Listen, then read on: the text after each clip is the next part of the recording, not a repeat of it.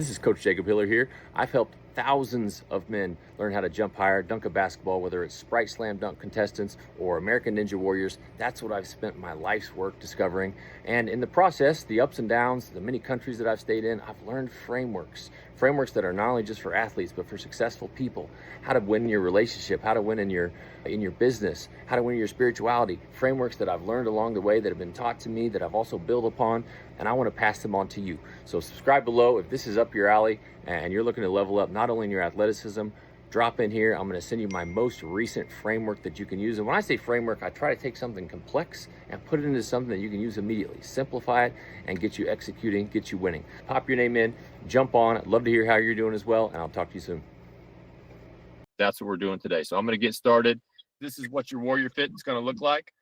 And just a reminder, even though a lot of us came in here because we don't feel right in our body, I guarantee you, if you're not feeling right in your body, it's affecting how you're showing up in your relationships. And if your relationship isn't showing up right, it's affecting how you're showing up in your job and how you make money and how you're organizing your life and your spirituality. These are all connected. Your body, your spirituality, your relationship, your business, they're all connected. That's why we don't focus on just one of them, right? We focus on everything. So first thing you're going to do is take out your vision document.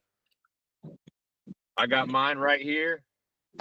I'm looking at it as well, and just scroll through. Look at the 4 goals that you set for your body, right? Mine are, I have a style that inspires me. I'm 215 pounds, 8% body fat. I can do the splits, and I have a workout partner. My body goals are pretty simple this year. So just look at them, read through them. Is that what excites you? Is that what gets you motivated? Read through your spirituality goals. Mine are, I have and I am a spiritual mentor. So this year, I want to make sure that I have a personal spiritual mentor this year. I teach my kids daily about God. I lean into joy each evening and morning. And I play music, sing, and dance daily. Those are my spirituality goals.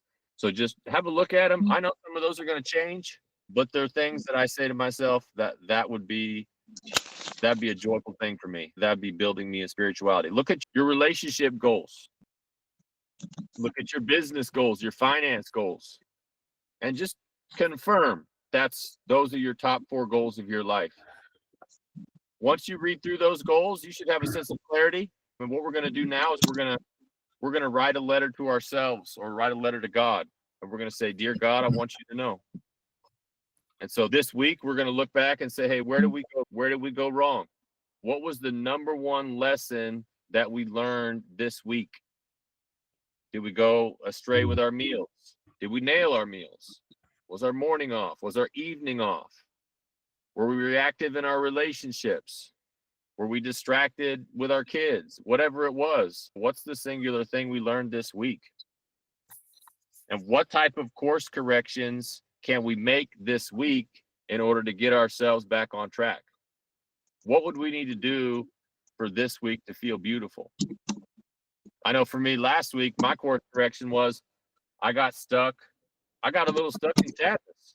I was missing the people who had passed away in my life, my grandparents and my aunts and uncles who had passed away. I got caught up in it. I just dwelled, right? It's okay to be sad. It's okay to miss people, but I dwelled a little bit. And my course corrections last week were adjusting my self-talk, just adjusting how I spoke to myself about those elements of my life. But what is it for you this week? What's going to put you on track? This week, we say we're going to go to war again, but really we're going to get focused. We're going to put things into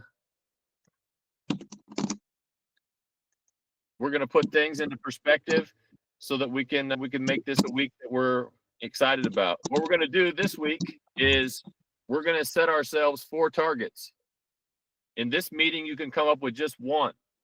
But what's one target, whether it's in your body goal, your being goal, your balance goal, or your business goal, what's one target that will move you towards one of your top goals? So, for example, I have one in my body.